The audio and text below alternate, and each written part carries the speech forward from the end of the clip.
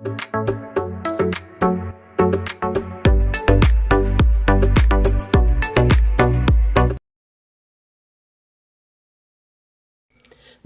ഏവർക്കും study Nifty മലയാളത്തിന്റെ daily market ന്യൂസിലേക്ക് സ്വാഗതം. ഇന്ന് ജനുവരി 5 തിങ്കളാഴ്ചയാണ്. ആദ്യം നമുക്ക് ഇന്ത്യൻ വിപണിയിൽ നിന്ന് ആരംഭിക്കാം. ആഗോളതലത്തിലെ പോസിറ്റീവ് സൂചനകളും മെച്ചപ്പെട്ട വരുമാന പ്രതീക്ഷകളും കാരണം നിഫ്റ്റി 50 വെള്ളിയാഴ്ച 0.70% ഉയർന്ന് 26,340 എന്ന് എക്കാലത്തെയും ഉയർന്ന റെക്കോർഡ് ഹൈ ടച്ച് ചെയ്തു. സെൻസെക്സ് റെക്കോർഡ് ഹൈക്ക് തൊട്ടരികെയുമാണ്. മറ്റുള്ള പ്രധാനപ്പെട്ട വാർത്തകളെല്ലാം ഇന്ന് നോക്കാം. ആദ്യം നമ്മുടെ വീഡിയോ ആരെങ്കിലും ലൈക്ക് ചെയ്യാൻ മറന്നുപോയിട്ടുണ്ടെങ്കിൽ ദയവ് ചെയ്ത് ആ വീഡിയോ ഒന്ന് ലൈക്ക് ചെയ്യുക. ചാനൽ സബ്സ്ക്രൈബ് ചെയ്യാത്തവർ ഇപ്പോൾ തന്നെ ചാനൽ സബ്സ്ക്രൈബ് ചെയ്യുക. ഇനി മ്യൂച്വൽ ഫണ്ടിലെ ചെറിയൊരു ബൈറ്റ് നമുക്കൊന്ന് കാണാം. മ്യൂച്വൽ ഫണ്ടുകളിൽ ഇൻവെസ്റ്റ് ചെയ്യാൻ താല്പര്യമുണ്ടോ? ചിട്ടികളിലോ ബാങ്ക് നിക്ഷേപങ്ങളിലോ പണം ഇടുന്നതിനേക്കാൾ മികച്ച ഒരു ഇൻവെസ്റ്റ്മെന്റ് ഓപ്ഷനാണ് മ്യൂച്വൽ ഫണ്ടുകൾ നിങ്ങൾക്ക് നൽകുന്നത്. ദീർഘകാല സമ്പത്ത് സൃഷ്ടിക്കാൻ മ്യൂച്വൽ ഫണ്ടുകൾ മികച്ച ഒരു മാർഗമാണ്. അത് SIP വഴിയും മ്യൂച്വൽ ഫണ്ടിൽ ഇൻവെസ്റ്റ്മെന്റായും ഒക്കെ ചെയ്യാവുന്നതാണ്. മ്യൂച്വൽ ഫണ്ട് നിക്ഷേപം ആരംഭിക്കാൻ NISM സർട്ടിഫൈഡ് ARN ലൈസൻസ് ഉള്ളതുമായ ഒരു മ്യൂച്വൽ ഫണ്ട് ഡിസ്ട്രിബ്യൂട്ടറുടെ സഹായം ഇനി നിങ്ങൾക്ക് ലഭ്യമാണ്. കൂടുതൽ വിവരങ്ങൾക്കും നിക്ഷേപം ആരംഭിക്കാനും സ്ക്രീനിൽ കൊടുത്തിരിക്കുന്ന വാട്സപ്പ് നമ്പറിൽ ഒന്ന് ബന്ധപ്പെടുക. ഇനി ഇന്നത്തെ ഹൈലൈറ്റ് ആയിട്ടുള്ള കുറച്ച് വാർത്തകളിലേക്ക്. 2026 സാമ്പത്തിക വർഷത്തിന്റെ 3ാം പാദത്തിൽ ബാങ്കുകളും വായ്പ നിക്ഷേപങ്ങളിലും ഇരട്ട അക്ക വളർച്ച റിപ്പോർട്ട് ചെയ്യുമെന്നാണ് പ്രതീക്ഷിക്കുന്നത്. ഇനി ആദ്യം പഞ്ചാബ് നാഷണൽ ബാങ്കിന്റെ കണക്കുകൾ നോക്കുകയാണെങ്കിൽ 10.1% വാർഷിക വളർച്ചയാണ് റിപ്പോർട്ട് ചെയ്തിരിക്കുന്നത്. കൂടാതെ ക്വാർട്ടർ ടു ക്വാർട്ടറിൽ 4.5% വളർച്ചയും രേഖപ്പെടുത്തി. 11.68 ലക്ഷം കോടിയിൽ എത്തിയിരിക്കുന്നു നിക്ഷേപങ്ങൾ. 8.3% വാർഷിക വളർച്ചയും ക്രെഡിറ്റ് ഡെപ്പോസിറ്റ് അനുപാതം 74.21%. ഇനി ശക്തമായിട്ടുള്ള ക്രെഡിറ്റ് വളർച്ചയാണ് ബാങ്കുകൾ കാണിക്കുന്നത്. CSB ബാങ്ക് 28.7% വളർച്ചയും UK ബാങ്ക് 17.5% വളർച്ചയും തമിഴ്നാട് മെർക്കന്റൈൽ ബാങ്ക് 16.3% വളർച്ചയും Karur Vysya bank 15.6%, bank of India 15.1%, Indian bank 14.5% വർഷാവസാനത്തെ ക്രെഡിറ്റ് വളർച്ച കാണിക്കുന്നു എന്നാണ് ഈ വാർത്ത സൂചിപ്പിക്കുന്നത്. ഏതായാലും ഈ ഒരു വാർത്ത സൂചിപ്പിക്കുന്നത് ബാങ്കുകളെ സംബന്ധിച്ച് വരുന്ന ക്വാർട്ടർ വളരെ പോസിറ്റീവ് ആകും എന്ന് തന്നെയാണ്. അടുത്തതായി മറ്റൊരു വാർത്തയിലേക്ക്. DIS അഥവാ ഡൊമസ്റ്റിക് ഇൻസ്റ്റിറ്റ്യൂഷണൽ ഇൻവെസ്റ്റേഴ്സിന്റെ നിക്ഷേപത്തെക്കുറിച്ചാണ് പറയുന്നത്. തുടർച്ചയായിട്ടുള്ള 29 മാസമായിട്ട് ആഭ്യന്തര സ്ഥാപന നിക്ഷേപകരുടെ അറ്റ് ഇക്വിറ്റി നിക്ഷേപം രേഖപ്പെടുത്തിയിരിക്കുന്നു. അതായത് നെറ്റ് ഇൻഫ്ലോ ആണ് രേഖപ്പെടുത്തിയിരിക്കുന്നത്. മൊത്തം DISന്റെ നിക്ഷേപം നോക്കിക്കഴിഞ്ഞാൽ 2023 ഓഗസ്റ്റ് മുതൽ മൊത്തം നിക്ഷേപം 14.15 ലക്ഷം കോടി രൂപയാണ്. സമീപകാലത്തെ ഏറ്റവും ഉയർന്ന നിരക്ക് കൂടിയാണ് ഇത്. 2025 ഡിസംബറിൽ DIS അറ്റ് ഇക്വിറ്റി നിക്ഷേപം നടത്തിയത് 79,620 കോടി രൂപയിലെത്തി. ഇനി വിദേശ നിക്ഷേപകരുടെ സെല്ലിംഗ് നോക്കിക്കഴിഞ്ഞാൽ കഴിഞ്ഞ 7 മാസമായിട്ട് കണ്ടിന്യൂസ് ആയിട്ട് എല്ലാ മാസങ്ങളിലും FIS സെല്ലിങ്ങിൽ തന്നെയാണ്. ഈ വിദേശ പോർട്ട്ഫോളിയോ നിക്ഷേപകർ ഇതേ 29 മാസങ്ങളിൽ ഇപ്പോൾ നമ്മൾ നേരത്തെ പറഞ്ഞ പോലെ ആ 29 മാസ കാലയളവിൽ 1.21 ലക്ഷം കോടി രൂപ മൂല്യമുള്ള ഓഹരികളാണ് വിറ്റത്. FISന്റെ ഇത്രയും വലിയ വിൽപ്പന ഉണ്ടായിരുന്നിട്ടും ഈ 29 മാസത്തിനിടെ സെൻസെക്സ് നിഫ്റ്റിയും ഏകദേശം 28% ഉയർന്നത്. അത് വിപണിയുടെ ഒരു പോസിറ്റീവ്നെസ് എത്രത്തോളം ഉണ്ട് എന്ന് നമുക്ക് വ്യക്തമാക്കി തരുന്ന ഒരു കാര്യം കൂടിയാണ്. മറ്റൊരു വാർത്തയിലേക്ക്. ബാങ്കുകളുടെ വരുന്ന ക്വാർട്ടറിലെ ഒരു പെർഫോമൻസിനെ കുറിച്ച് നമ്മൾ ഇപ്പോൾ പറഞ്ഞതാണ്. ഇനി IT സെക്ടറിന്റെ ഒരു പെർഫോമൻസിനെ കുറിച്ചാണ് പറയുന്നത്. വലിയ IT കമ്പനികൾ ചെറിയ വളർച്ച കാണിക്കും എന്ന് മാത്രമാണ് ഈ വാർത്ത സൂചിപ്പിക്കുന്നത്. ശക്തമായിട്ടുള്ള ഒരു വീണ്ടെടുക്കലായിട്ട് അതിനെ കണക്കാക്കാൻ കഴിയില്ല. ഇനി ചില കമ്പനികൾ എടുത്ത് പരിശോധിക്കുകയാണെങ്കിൽ HCL ടെക്നോളജീസ് മറ്റുള്ളവരെ അപേക്ഷിച്ച് മെച്ചപ്പെട്ട പ്രകടനം കാഴ്ചവെച്ചേക്കാം. വലിയ ഇടപാടുകളും ഏറ്റെടുക്കലും കാരണം വിപ്രോ മെച്ചപ്പെട്ട പ്രകടനം കാഴ്ചവെക്കും എന്നും പ്രതീക്ഷിക്കുന്നു. TCSഉം ഇൻഫോസിസും ഈ പാദത്തിൽ ദുർബലമായ വളർച്ച കാണിച്ചേക്കാം എന്നുമാണ് ഈ വാർത്ത സൂചിപ്പിക്കുന്നത്. ഇതൊക്കെയാണ് ഇന്നത്തെ പ്രധാനപ്പെട്ട കുറച്ച് വാർത്തകളായിട്ട് നമുക്ക് പറയാനുള്ളത്. ഗ്ലോബൽ മാർക്കറ്റുകളിലേക്ക്. ഏറ്റവും വലിയ ഇന്നത്തെ ഒരു വാർത്ത എന്ന് പറയുന്നത് വെനിസ്വേലയ്ക്കെതിരായ അമേരിക്കയുടെ ആക്രമണത്തിനും നേതാവ് നിക്കോളാസ് മഡുറോയെ പിടികൂടിയതും ആഗോള വിപണിയെ സംബന്ധിച്ച് ഇന്നത്തെ ഏറ്റവും ഹൈലൈറ്റ് ആയിട്ടുള്ള ഒരു വാർത്ത തന്നെയാണ്. മഡുറോയെയും ഭാര്യ സിലിയ ഫ്ലോറസിനെയും അവിടെ മയക്കുമരുന്ന് കടത്തുന്നവരുമായി ചേർന്ന് പ്രവർത്തിച്ചുവെന്നും ഭീകരതയെ പിന്തുണച്ചുവെന്നുമാണ് അവർക്കെതിരെ ഇപ്പോൾ കുറ്റം ചുമത്തിയിരിക്കുന്നത്. ഏതായാലും വാൾസ്ട്രീറ്റിലെ ഇൻവെസ്റ്റേഴ്സ് കരുതുന്നത് US-ന്റെ ഇപ്പോഴത്തെ ഈ ഇടപെടൽ വിപണിയെ സംബന്ധിച്ച് വലിയ ആഘാതമൊന്നും ഉണ്ടാക്കാനുള്ള സാധ്യതയില്ല എന്ന് തന്നെയാണ്. ഇനി യൂറോപ്യൻ വിപണികൾ ഇന്നലെ പോസിറ്റീവിലാണ് ക്ലോസ് ചെയ്യുന്നത്. ഏഷ്യൻ വിപണിയിലേക്ക്. വെനിസ്വേലൻ പ്രസിഡന്റിനെ US ബന്ദിയാക്കിയതോടെ ഇന്നിപ്പോൾ ഓപ്പൺ ചെയ്തിരിക്കുന്ന ഏഷ്യൻ മാർക്കറ്റുകളിൽ എല്ലാ മാർക്കറ്റുകളും പോസിറ്റീവിൽ തന്നെയാണ്.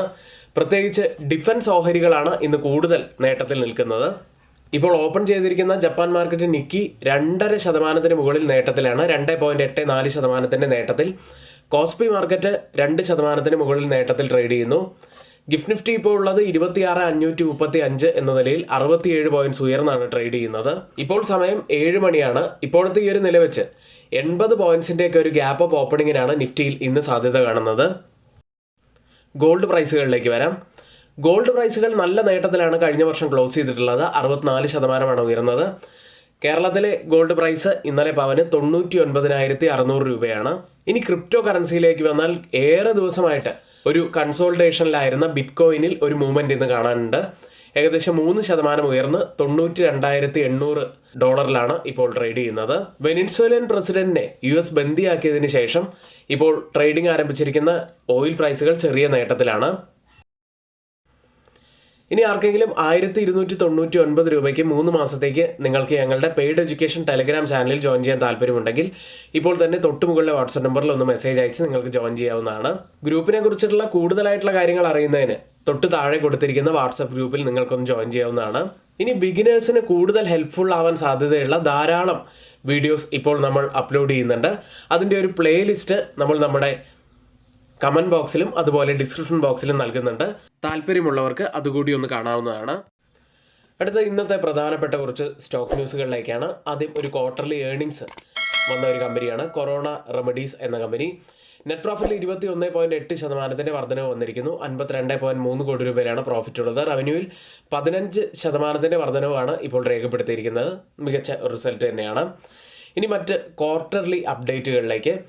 ഇക്വിറ്റി സ്മോൾ ഫിനാൻസ് ബാങ്കാണ് ആദ്യത്തേത്. Q3യിൽ ഇയർ ഓൺ ഇയറിലെ കണക്കാണ്. ഗ്രോസ് അഡ്വാൻസിൽ 15.86% വർധനവ് വന്നിരിക്കുന്നു.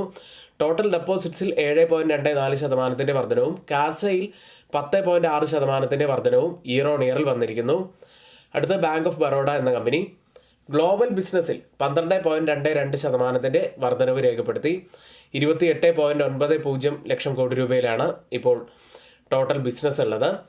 ഇനി ഗ്ലോബൽ അഡ്വാൻസിൽ 14.57% വർധനവ് വന്നിരിക്കുന്നു. 13.43 ലക്ഷം കോടി രൂപയിലാണ് ഗ്ലോബൽ അഡ്വാൻസ് ഉള്ളത്. ഗ്ലോബൽ ഡെപ്പോസിറ്റ്സിൽ 10.25% വർധനവ് വന്നു. 15.46 ലക്ഷം കോടി രൂപയിലാണ് ഗ്ലോബൽ ഡെപ്പോസിറ്റ്സ് ഉള്ളത്. ഡൊമസ്റ്റിക് ഡെപ്പോസിറ്റ്സിൽ 11.13% വർധനവും വന്നിരിക്കുന്നു. അടുത്തത് ബന്ധൻ ബാങ്കാണ്. ലോൺസ് ആൻഡ് അഡ്വാൻസിൽ 10% വർധനവ് വന്നു. ടോട്ടൽ ഡെപ്പോസിറ്റ്സിൽ 11.1% വർധനവും കാസ ഡെപ്പോസിറ്റ്സിൽ 4.5% ഇടിവുമാണ് ഇയർ ഓൺ ഇയറിൽ രേഖപ്പെടുത്തിയിരിക്കുന്നത് ഈ Q3യിൽ. ഇനി യെസ് ബാങ്ക് എന്ന കമ്പനിയാണ്. ലോൺസ് ആൻഡ് അഡ്വാൻസസിൽ 5.2% വർധനവും ഡെപ്പോസിറ്റ്സിൽ 5.5% വർധനവും ഇയർ ഓൺ ഇയറിൽ രേഖപ്പെടുത്തി. അടുത്ത മറ്റൊരു പ്രധാനപ്പെട്ട company Bajaj finance. Customer franchise ഇപ്പോൾ ഉള്ളത് 115.43 മില്യണിലാണ്. കഴിഞ്ഞ വർഷം ഇതേ കാലയളവിൽ 97.12 മില്യൺ മാത്രമായിരുന്നു. Customer franchise 4.76 million വർധനവുണ്ടായിട്ടുണ്ട്.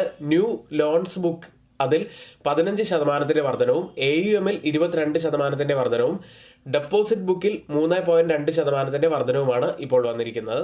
അടുത്തത് ശോഭ എന്ന കമ്പനിയാണ്. ടോട്ടൽ സെയിൽസിൽ 52.3% വർധനവ് വന്നിരിക്കുന്നു. സെയിൽസ് വാല്യൂവിൽ 45.44% വർധനവും ആവറേജ് പ്രൈസ് റിയലൈസേഷനിൽ 13.1% വർധനവും ഇപ്പോൾ രേഖപ്പെടുത്തി. ഇന്ന് ശ്രദ്ധിക്കേണ്ട കുറച്ച് സ്റ്റോക്ക് ന്യൂസുകളാണ് നമ്മളിവിടെ പറഞ്ഞു പോയത്. അടുത്ത FIDA ആക്ടിവിറ്റിയിലേക്കാണ്. FIS 290 കോടി രൂപയ്ക്കാണ് ബൈ ചെയ്തിരിക്കുന്നത് വെള്ളിയാഴ്ച. DIs ആവട്ടെ ക്യാഷ് മാർക്കറ്റിൽ 677 കോടി രൂപയ്ക്ക് ബൈ ചെയ്തിരിക്കുന്നു.